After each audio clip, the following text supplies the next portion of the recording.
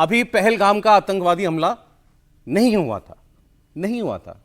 तो मैंने इनके कुछ इंटरव्यूज देखे सर, और उन इंटरव्यूज में आप ये कहते थे कि कश्मीर में शांति है लेकिन शांत नहीं है।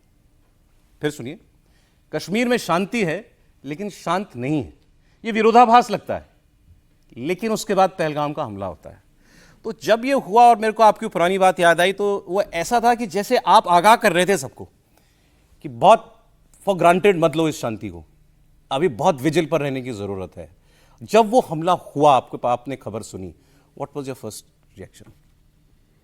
ये पहली बात है, ऐसा हमला जब होता है और आप एक ह्यूमन लाइफ्स, जिंदगियां खोते हैं, तो किसी भी सिपाही के लिए ये चीज़ अच्छी नहीं होती है। तो एक एंग्विश होता है, एक थोड़ा गुस्सा भी होता है, नाराज़गी होती है। जाहिर है, मुझे यकीन है कि पूरे देश को, और देश ही नहीं पूरी दुनिया के अंदर सभी लोग, जो भी एक अच्छा सोच का इंसान है, उसको इन डेथ्स के ऊपर, इन मौतों के ऊपर हमेशा एंग्विश रहेगा, गुस्सा रहेगा, नाराज़गी रहेगी, जिसने भी इस चीज़ को अंजाम दिया है। तो वो एक एंग्विश तो था ही था, मगर एक जो मेरे जहन में हमेशा बात रही दिमाग में कि हम एज ए देश, हम लोग स्ट्रैटेजिक थोड़ा कम हैं और हम तुरंत रिजल्ट चाहते हैं। जो ये दिमाग की लड़ाई होती है और आइडियोलॉजी की लड़ाई होती है, ये एक वायरस की तरह होती है। वो आप एक तरीके से मारिए तो म्यूटेट होकर के वो छुपी रहती है, और जहाँ उसको मौका मिलता है, थोड़ा सा आप रिलैक्स हो जाते हैं, वो तुरंत उभर के वापस आती है। और यही चीज़ मैं आज नहीं, मतलब हमने तो अपनी नौकरी के अंदर बहुत जगह ऑपरेशंस देखे हैं और बहुत स्टडीज़ भी करी हैं पूरी दुनिया के अंदर जो इस तरह की हालत होती है।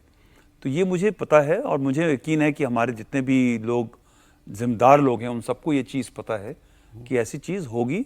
और कश्मीर की लड़ाई जो है 35 साल से चल रही है, जहाँ पे वहाँ पे जम्मू कश्मीर के अंदर ये जो पूरी घटनाएं हो रही हैं। तो कई लोगों को ये मानना था कि अब वो 370 हट गया है, पीस है, टूरिस्ट जा रहे हैं, इकोनॉमिक डेवलपमेंट है, लोग बहुत खुश हैं। वाकई में लोग खुश थे, कश्मीर के लोग, मैं आपके प्लेटफॉर्म से बताना चाहता हूँ, बहुत खुश थे जम्मू कश्मीर के सब लोग। एक प्रोग्रेस हो रही थी, मगर क्या होता है उस खुशी के अंदर, जब ज़्यादा खुशी होती है तो जो आपका दुश्मन होता है वो आपको खुश नहीं दे सकता। और उसकी जो स्ट्रेटजी, हम लोग टैक्टिकल हैं, हम बड़ी जल्दी खुश हो जाते हैं, मगर जो हमारा दुश्मन है वो स्ट्रेटजिक है, वो लंबी दूरी सोच के चलता है। उसने 65 के अंदर बोला था विथ 1000 कट्स, हज़ारों कट करके हम अपने हिंदुस्तान को, इंडिया को ब्लीड करेंगे, उनका खून निकालेंगे और हज़ारों साल लड़ाई चलेंगे।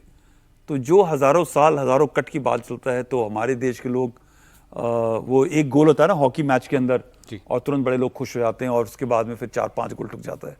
तो ये कॉशन है हमारे देशवासियों के लिए भी कि आप थोड़ा लंबी दूरी का सोच के चलें, और जो ये आइडियोलॉजी की, रेडिकलाइजेशन की लड़ाई होती है, वो जल्दी ख़त्म नहीं होती है। उसके लिए बहुत कंप्लीट देश को, मीडिया को, एजुकेशन सिस्टम को और लोगों को मिल के काम करना पड़ता है, ताकि कश्मीरी हमारे लोग हैं, कश्मीर भी हमारा है, और उनका हर एक आदमी हमारे साथ चल सके, ये मैं मानता हूँ। तो शांति थी, कुछ एक्टिविटी नहीं हो रही थी, खास हो नहीं रही थी, रिक्रूटमेंट कम हो गई थी, फॉरेन टेररिस्ट काम नहीं कर पा रहे थे, और टूरिज्म चल रहा था। वो शांति का एक माहौल था, मगर उसके नीचे लोग शांत नहीं थे, कुछ चीज़ें गलत चल रही थी, और वो चलती रहेंगी जब तक हमारा दुश्मन की सोच चेंज ना हो।